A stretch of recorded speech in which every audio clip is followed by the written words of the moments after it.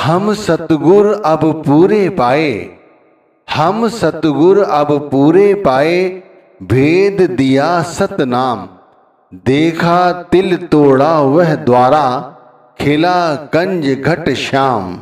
देखो भाई, स्वामी जी महाराज ने अपने अनुभव से ये बात हमें समझाई। वो कहते हैं जब पूरा गुरु पाया तब हमने सतनाम का भेद समझा और तब हमने वह द्वार खोला, उस तिल से आगे बढ़े, खिला कंज घट श्याम, तब जाकर वह कंज, वो घट के अंदर ही हमने उस परमात्मा को पाया। हमारी रूह यानी हमारी सूरत सहज दल कबल से आगे कैसे बढ़ती है, जब वो आगे चढ़ती है तो हमें कैसे अनुभव होते हैं, और सहज दल कबल पर किस तरह से मन को केंद्रित किया जाता है, इससे सूरत को ताकत मिलती है आगे बढ़ने में। संत मत के अनुसार सहज दल कवल पहले रूहानी मंडल का नाम है। अब इसे और अच्छी तरह से समझो। सहस दल कवल यानी एक ऐसा कमल जिसकी 1000 पंखुड़ियां हैं।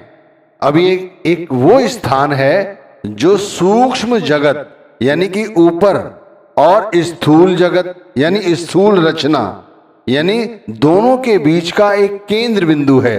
इसीलिए कहा है ना जैसे कि यह पहला मंडल है रूहानी अभ्यास का।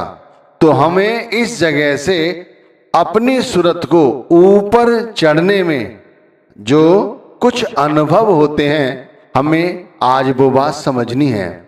हमें ये समझना है कि हमारा मन इस सहज दल कवल पर कैसे केंद्रित हो जाए, जिससे वो संसार की जो स्थूल रचना है उसमें ना उलझे, और इससे ऊपर जिसे सूक्ष्म जगत कहा गया है, जो सूक्ष्म मार्ग है, उस ओर हमारा मन हमारी सूरत का साथ दे। थोड़ा विचार करो कि हम क्यों अपनी सूरत को सतलोक तक ले जाना चाहते हैं। कभी विचार किया है कि हम अपनी सूरत को, अपनी आत्मा को उस लोक तक क्यों ले जाना चाहते हैं? क्या रहस्य है? ये रहस्य भी जानना जरूरी है। बगैर इस रहस्य के जाने ना तो जीते जी मरने का कभी अभ्यास करोगे और ना ही भजन पर बैठने की तैयारी करोगे। इसे ऐसे समझो, हमारी आत्मा, हमारी सूरत सतलोक में, सचखंड में रहती थी। उस लोक से वो इस लोक यानी कि यहां स्थूल जगत में आई। तो कैसे आई? सचखंड से रूह कैसे नीचे उतरी? कभी ये जानने की कोशिश की है? यदि ये समझ आ गया कि रूह यानी हमारी आत्मा सचखंड सतलोक से नीचे कैसे कैसे आई, तो फिर हम वैसे वैसे ऊपर चढ़ने का अभ्यास करें तो चढ़ जाएंगे। लेकिन यदि ये नहीं पता कि वो नीचे कैसे आई, तो फिर ऊपर कैसे चढ़ोगे? क्योंकि हमारा जो मन है वो एक जगह नहीं टिकता। एक साथ तो उसने कई सारी भक्ति कर रखी है, एक साथ 10 जगह लगा रहता है, द्वैत में पड़ा रहता है, तो कैसे कर पाओगे भाई? जे मन लागे 100, जे मन लागे 100 तो निर्वाल्या जाई, तूरा दुई मुख बाजना नाई तमाचे खाई। भाई एक बात समझो, प्रभु में मन लगाया जाए तो हमारा निस्तार हो जाता है। अब संसार और प्रभु में एक साथ मन लगाओ तो कैसे? ये तो वही बात हो गई ना, तूरा दुई मुख खाई, यानी कि एक ऐसा बाद जो एक साथ 2 जगह से बजा लिया जाएगा, संभव ही नहीं है। जबकि दोनों के सिरे अलग अलग हैं। एक का तो सिरा इतना चौड़ा है कि मुंह में आएगा भी नहीं ढंग से। तो भाई ऐसी जगह कोई ऐसा कार्य करता है तो क्या कहते हैं? इसके तो तमाचा लगाया जाए। इसी तरह भाई हमें भी तमाचे पड़े तब जाके हमारा काम बने। लेकिन हमें कौन तमाचे मारेगा? हमारे गुरु तो हमें समझाते हैं और हम नहीं मानते हैं। और इसीलिए ये बात समझ नहीं आती। हम बार बार कोशिश करते हैं कि अपनी सूरत को रूहानियत के पहले मंडल से यानी सहस दल कमल से ले जाएं सीधे कहां? सचखंड, उस सतलोक तक। और वो भी जीते जी। क्या कोई व्यक्ति यहां सहस दल कमल से सीधे सचखंड पहुंच सकता है? भाई बहुत मुश्किल है, बहुत मुश्किल, इतना आसान नहीं है। पहले मैं इधर उधर की बातें ना करके ऐसे समझाऊं कि हमारी आत्मा सचखंड से, सतलोक से उतर कर इस स्थूल जगत में कैसे आई। देखो, सचखंड से हमारी आत्मा सबसे पहले भंवर गुफा में उतरी। भंवर गुफा में उतरी तो भंवर गुफा में उसने क्या देखा होगा? जैसे कि अनुभव करते हैं कि भंवर गुफा में शब्द का संगीत हो रहा है, शब्द का प्रकाश हो रहा है। तो उस गुंजार में संगीत का जब सूरत ने संयोग बांधा यानी कि उसके साथ जुड़ी, तो भंवर गुफा में उसने सबसे पहले प्रवेश किया। अब जब उसमें प्रवेश किया तो वहां से सूरत भंवर गुफा से आगे बढ़ी। फिर भंवर गुफा से आगे बढ़ने पर उसे क्या मिला? दसम द्वार मिला। इस दसम द्वार से हमारी सूरत और नीचे आई। फिर किस स्थान पर आ गई? फिर त्रिकुटी पर आई। फिर त्रिकुटी से और नीचे आई। फिर कहां आई? सहस दल कमल, इस स्थान पर आ गई। और फिर इस स्थान से आकर ये हमारी जो रूह है, हमारी जो सूरत है, वो संसार में फैल गई। अब यहां से फिर हम इसे ऊपर ले जाना चाह रहे हैं। यही हम तो कर रहे हैं और कुछ कर रहे हैं। सभी संत महात्मा जो रूहानियत के विषय में समझाते हैं, चाहे वो किसी भी धर्म से रहे हों, यदि वो हमें वहां तक पहुंचाना चाहते हैं, कुल मालिक के घर तक, तो केवल ये पड़ाव हैं, इनके सहारे से ही वहां पहुंचा जा सकता है। और वही हमारी सूरत इन्हीं पड़ावों का साथ लेकर यहां तक पहुंची है।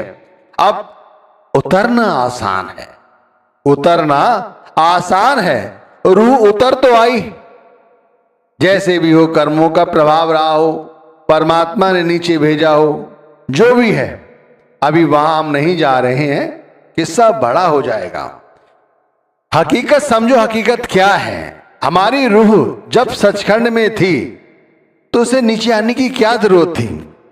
अब यदि नीचे आई, नीचे आकर स्थूल जगत में इसने ये देह पाली, मनुष्य तन पा लिया, ठीक। अब ये रूह ऊपर चढ़ने में असमर्थ है। ये बहुत मेहनत कर रही है। पहले अपनी मेहनत की, अपनी मेहनत से काम नहीं बना, तो फिर परमात्मा की दया मेहर से गुरु की प्राप्ति हुई। अब गुरु की प्राप्ति भी हुई, और यदि गुरु अधूरा है तो भाई वो गुरु हमें इन्हीं द्वारों के जरिए सचखंड तक नहीं ले जा सकता। जो गुरु जहां तक पहुंचा है, अगर कोई गुरु 10वें द्वार तक पहुंचा है तो 10वें द्वार तक ले जाएगा। कोई गुरु यदि भंवर गुफा तक पहुंचा है तो वहां तक ले जाएगा, और यदि कोई सचखंड तक पहुंचा है तभी वो वहां ले जा सकता है। ध्यान रखिए, यदि कोई गुरु वहां तक पहुंच तो गया, लेकिन वहां से फिर नीचे आया और फिर अभ्यास करके ऊपर नहीं पहुंच पाया, तब भी वो नहीं ले जा सकता। क्योंकि जब तक गुरु का आना जाना, वहां पर जाना, वहां से फिर आना, ये निरंतर नहीं होगा, ये अभ्यास उसे नहीं होगा, तब तक वो हम अभ्यासियों को वहां तक नहीं ले जा सकता। ये समझिए। अब ये जो 5 रूहानी मंडल हैं, सहस दल कवल, त्रिकुटी, दसम द्वार, भंवर गुफा, सचखंड, अब यहां तक पहुंचने के लिए हमें सहारा लेना पड़ता है। गुरु हमें बताते हैं, क्या करते हैं? कहते हैं हमें सहारा लेना होगा। सहारा किसका लेना होगा? वो कहते हैं धुन का सहारा लेना होगा, धुन का, शब्द धुन का सहारा लेना होगा। सहारा लेना होगा प्रकाश का। कैसका प्रकाश का? शब्द के प्रकाश का। इसीलिए वो हमें नाम देते हैं। ध्यान रखिए, ध्यान रखिए, हमें वो नाम देते हैं कि ये नाम के अंदर शब्द धुन है और शब्द का प्रकाश है। इस शब्द धुन और शब्द के प्रकाश के माध्यम से ऊपर चढ़ा जा सकता है, क्योंकि गुरु ने स्वयं इसी साधन से ऊपर चढ़ाई की है। इसीलिए हमसे कहते हैं कि तुम भी इसी साधन से चढ़ सकते हो तरीके से। और फिर हमें वो तरीका बताते हैं कि अपने आप को सबसे पहले सहज दल कवल पर लाओ। ये रूहानियत का पहला मार्ग है, पहला स्थान है। तो यहां पर अपनी ख्याल को यहां इकट्ठा करो, 9 द्वारों से पहले समेटो। अब बात ये आई कि जब यहां से गुरु हमें सिखाते हैं ऊपर चढ़ने के लिए शब्द धुन और शब्द के प्रकाश का सहारा लेकर, वहां पर आत्मा किस तरह से नीचे उतरी होगी, तो भाई वहां से भी आत्मा इसी शब्द के प्रकाश और शब्द धुन से नीचे उतरी है। अब चूंकि हमें वहां नहीं पता कि वहां क्या हुआ, क्यों सूरत को यहां भेजा गया, तो भाई कुछ ना कुछ काम रहे होंगे, आप समझो। वरना परमात्मा खामा क्यों परेशान करता कि पहले नीचे भेज रहा है फिर नीचे से ऊपर बुला रहा है। यहां पर एक विशेष बात ध्यान रखो कि काल ने परमात्मा से अपने लोक के लिए जीवात्माओं की मांग की। परमात्मा ने उसे ये वर दिया, इसीलिए सचखंड से जीवात्माएं मृत्यु लोक में आईं।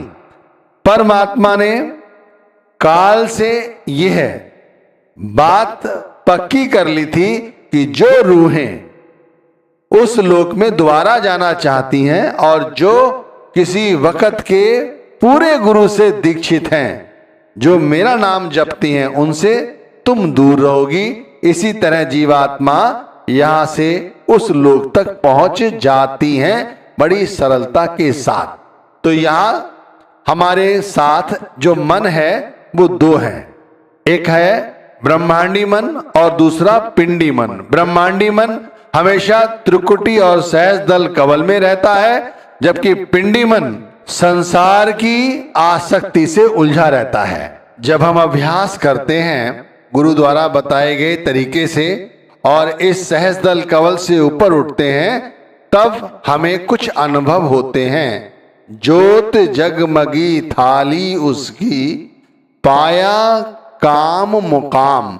बहुत स्पष्ट तरीके से समझाया है स्वामी जी महाराज ने।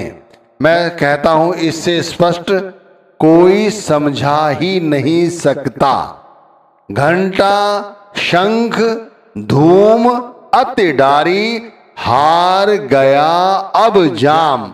जब हम मेहनत करते हैं, सहज दल कवल से आगे चलते हैं, तो कहते हैं कि हमें ज्योत दिखाई देती है, शब्द का प्रकाश दिखाई देता है। ये प्रकाश ऐसे समझो, ज्योत जगमगी थाली उसकी, पाया काम मुकाम। अब क्या ये पा लिया, ये ज्योत देख ली। इस ज्योत का जब हमने पीछा किया तब शब्द धुन प्रकट हुई। घंटा शंख धूम अति डारी, हार गया अब जाम। सारी बात का भाई एक निचोड़ है कि हम अपनी रूह को, अपनी सूरत को उस रूहानी मंडल यानी कि सचखंड तक ले जाना चाहते हैं, तो हमें इन 5 रूहानी मंडलों को पार करना होगा। हमें गुरु ने नाम दिया है, नाम 5 बतलाए हैं और कहा है ये एक बहुत बड़ी ताकत बन जाता है जब 5 एक साथ जपे जाते हैं। जब हम अपनी आत्मा को इन 5 नामों के साथ जोड़ लेते हैं